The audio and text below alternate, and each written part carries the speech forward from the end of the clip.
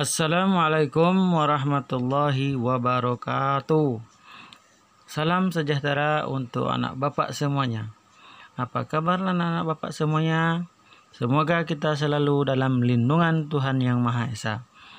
Tetap jaga kesehatan, kebersihan, dan makan makanan yang bergizi. Kembali lagi bersama Bapak Firdaus. Baiklah, hari ini kita belajar BMR Budaya Melayu Riau. Sebelum kita mulai pembelajaran kita, marilah kita berdoa menurut agama dan kepercayaan masing-masing. Berdoa dimulai. Berdoa selesai. Silahkan anak-anak Bapak simak dan pahami video pembelajaran berikut, yaitu bab 3 Galah Panjang. Tujuan pembelajaran yang pertama, memahami makna dan manfaat permainan galah panjang.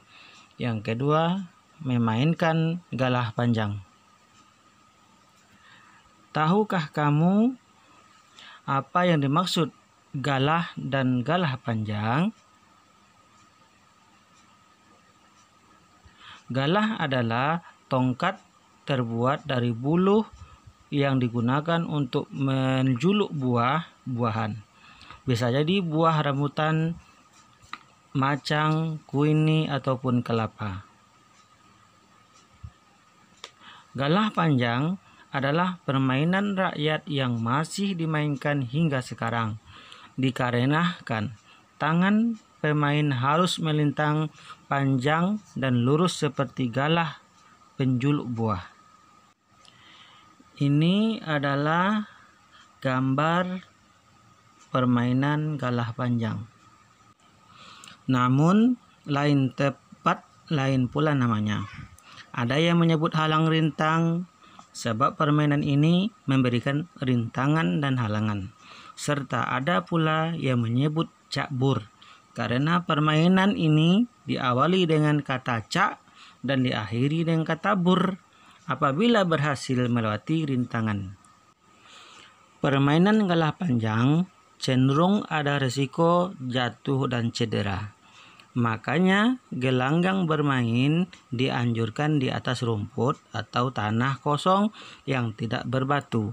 Apabila main di dalam gedung, dianjurkan agar gelanggang dilapisi matras. Selain itu, para pemain harus selalu hati-hati dan tidak gegabah dalam bergerak, supaya benturan badan antar pemain tidak terjadi. Sebelum permainan dimulai, perlu dilakukan beberapa hal persiapan antara lain. Yang pertama, gelanggang. Gelanggang adalah tempat permainan galah panjang dilakukan. Berupa 6 buah kotak yang bertaut. Ukuran tiap kotak sekitar 3 x 3 meter. Jadi, ukuran gelanggang untuk permainan galah panjang adalah sekitar 6 x 9 meter. Ukuran ini bisa kecil atau lebih besar, disesuaikan dengan beberapa luasnya atau sempit lapangan yang tersedia. Bentuk gelanggang galah panjang adalah seperti gambar di bawah ini. Yang kedua, pemain.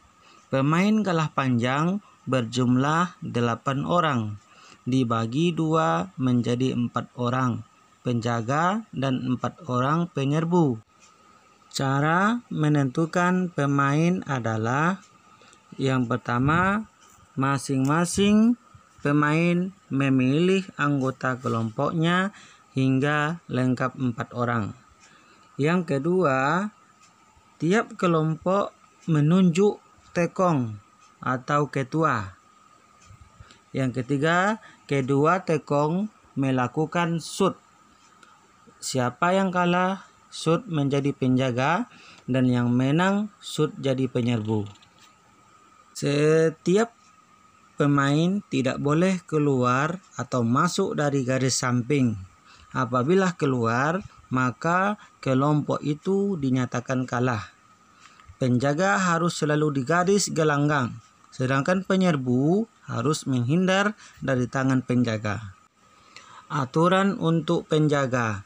Yang pertama, tekong dapat bergerak di garis tengah dan atas. Yang kedua, bergerak hanya di garis yang sama lurus dengan posisi tegaknya, dari sisi kiri hingga ke sisi kanan. Yang ketiga, seperti pemain kedua. Yang keempat, sama seperti pemain kedua dan ketiga.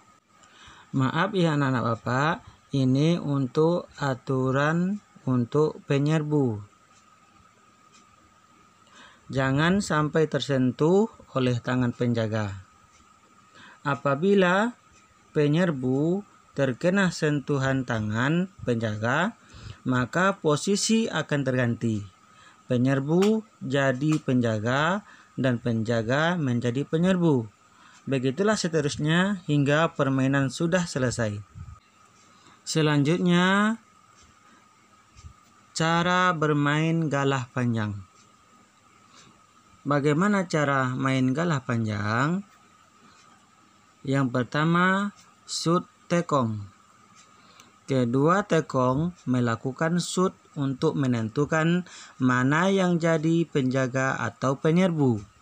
Pemenang shoot jadi penyerbu dan yang kalah jadi penjaga.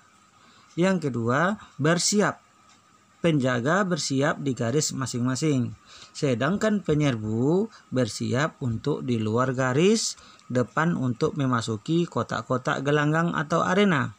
Yang ketiga, mulai. Mengatakan cak sebagai aba-aba tanda permainan dimulai. Penyerbu memasuki gelanggang dari garis depan kotak demi kotak hingga keluar gelanggang dari garis belakang. Yang keempat, menangkap. Penjaga berusaha untuk menangkap atau menyentuh penyerbu.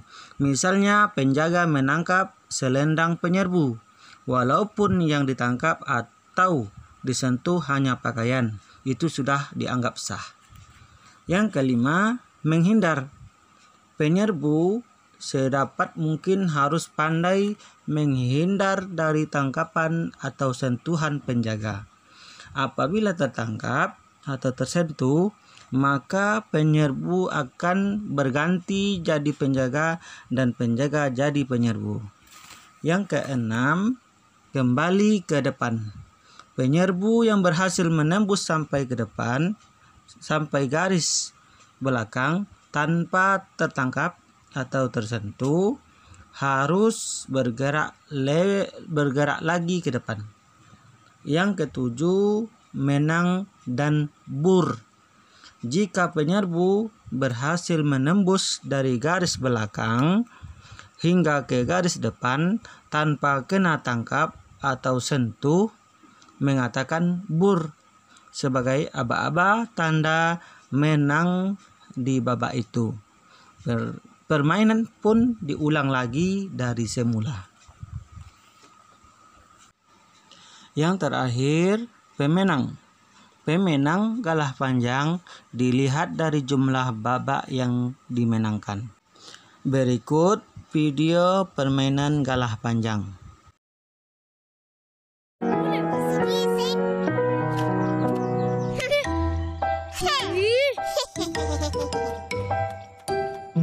Cepatlah.